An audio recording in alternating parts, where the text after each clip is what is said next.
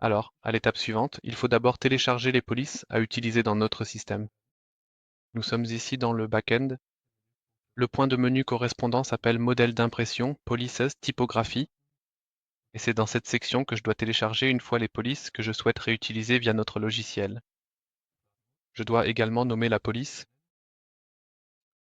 et au moment où j'ai effectué ce téléchargement, j'obtiens ici en bas aussi un petit aperçu de la police.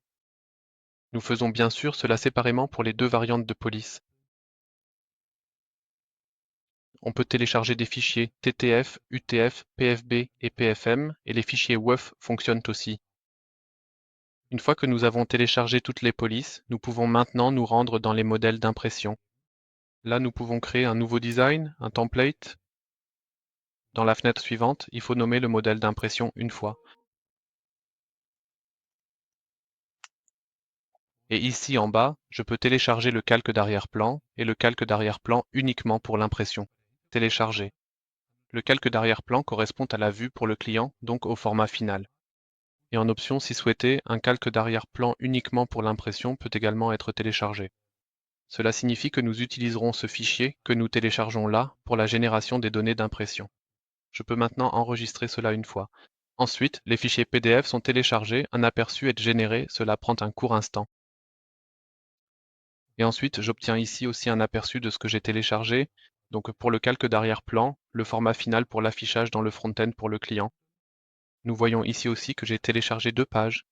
Le système lit également ici divers paramètres à partir du document PDF, les dimensions, le nombre de pages, la version du PDF, etc. Ici en bas, j'avais téléchargé le document avec les 2 mm de fond perdus tout autour. Le système le reconnaît également. Néanmoins, il faudrait encore définir un décalage de 2 mm horizontalement et verticalement ici, à enregistrer. Comme conseil, je recommanderais de créer déjà un article à ce stade précoce de la création du modèle d'impression et de le lier à ce modèle d'impression. Pour cela, nous allons modifier un article existant, et bien sûr, nous pouvons aussi en créer un nouveau, puis nous changeons maintenant le type d'article, dans ce cas de Handlesware Plus à Print on Demand. Il faut faire défiler vers le bas à nouveau. Au moment où j'ai changé le type d'article, j'ai la possibilité ici de lier le modèle d'impression précédemment créé. Le masque de saisie, ce sont les éditeurs pour le front-end. Ici, il y a l'éditeur basé sur des formulaires, qui est le plus récent. C'est aussi celui que je recommanderais. Ce que j'aime toujours faire ici en bas, c'est que nous avons un design responsive sur le front-end. C'est pourquoi il est judicieux de ne pas saisir la taille de l'aperçu ici comme une valeur fixe en pixels, mais plutôt en pourcentage. Cela me permet, comme on le voit ici, si je rafraîchis une fois, le bouton change et passe à continuer vers la personnalisation.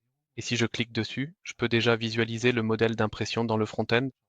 Bien sûr, il manque encore les variables ici, il va falloir les insérer tout de suite, mais dans le back-end, nous avons déjà un aperçu général concernant tout cela. Et ici, dans le front-end, nous voyons bien sûr comment le client le verra plus tard. C'est pourquoi je relierai toujours directement le modèle d'impression, une fois créé, à un article que je peux consulter dans le front-end.